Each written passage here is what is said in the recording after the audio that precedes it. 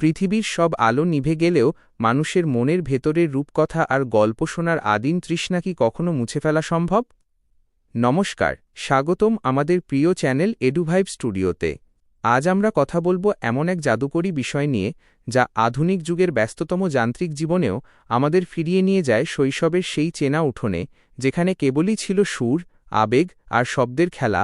তা হল ইন্দ্রনীল চক্রবর্তীর গল্প বলার এক অনন্য ও মায়াবী জগৎ। মানুষের জন্ম থেকেই গল্পের সাথে এক নিবিড় সম্পর্ক রয়েছে। আদিম মানুষ যখন গুহার দেয়ালে ছবি আঁকত, তখন থেকেই আসলে গল্প বলার ইতিহাসের সূচনা। কালের নিয়মে মাধ্যম বদলেছে, কিন্তু গল্পের আবেদন কখনো ফুরিয়ে যায়নি।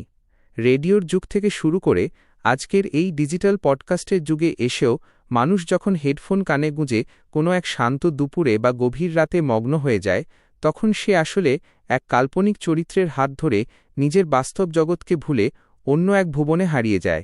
বাংলা গল্প বলার বা স্টোরি টেলিংয়ের এই ধারাকে বর্তমান প্রজন্মে যাঁরা এক অনন্য উচ্চতায় নিয়ে গেছেন, তাঁদের মধ্যে ইন্দ্রনীল চক্রবর্তী অন্যতম একটি উজ্জ্বল নাম।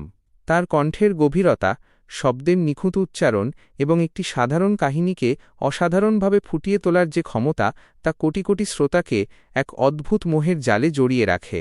তিনি যখন কথা বলতে শুরু করেন, তখন চারপাশের কোলাহল যেন এক নিমেষে স্তব্ধ হয়ে যায় এবং শ্রোতারা তাঁর কণ্ঠের প্রতিটি তরঙ্গের সাথে সাথে এক কাল্পনিক জগতের যাত্রী হয়ে ওঠেন।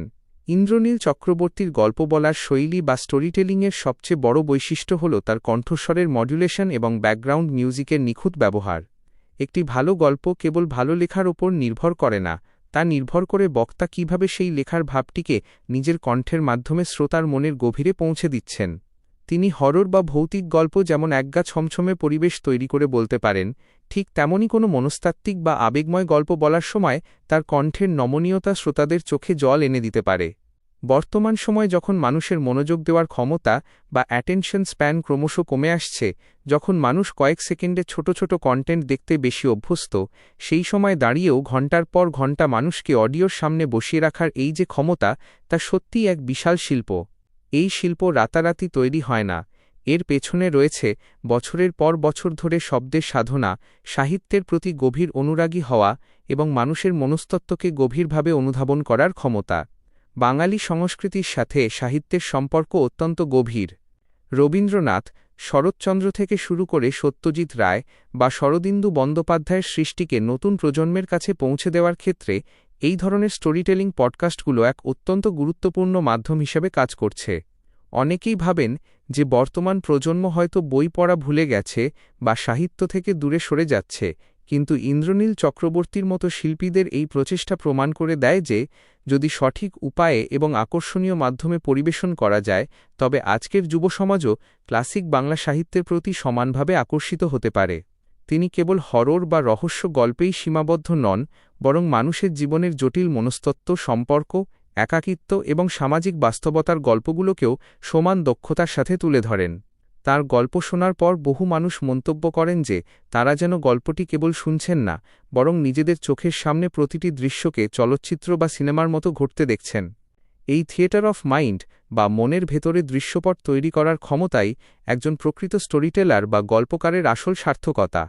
আজকের এই গতিময় এবং ডিজিটাল দুনিয়ায়, যেখানে প্রতিনিয়ত মানুষ মানসিক অবসাদ এবং একাকিত্বের সাথে লড়াই করছে, সেখানে এই ধরনের গভীর ও অর্থপূর্ণ গল্প শোনার অভ্যাস মানুষের মনের জন্য এক বড় থেরাপি হিসেবে কাজ করে। এটি আমাদের সৃজনশীল ভাবনাকে উদ্দীপিত করে এবং আমাদের কল্পনাশক্তিতে এক নতুন ডানা মেলে দেয়। ইন্দ্রনীল চক্রবর্তীর এই অডিও জার্নি বা শব্দের যাত্রা আমাদের শেখায় যে প্রযুক্তির যতই উন্নতি হোক না কেন, মানুষের মনের ভেতরের খাঁটি আবেগ এবং ভালো লাগার অনুভূতিগুলো কখনোই যান্ত্রিক হতে পারে না। তার এই সৃষ্টি শুধু বিনোদন নয়, বরং বাংলা ভাষা এবং সংস্কৃতিকে একবিংশ শতাব্দীতে টিকিয়ে রাখার এবং সমৃদ্ধ করার এক অত্যন্ত প্রশংসনীয় ডিজিটাল আর্কাইভ বা ভাণ্ডার বলা চলে।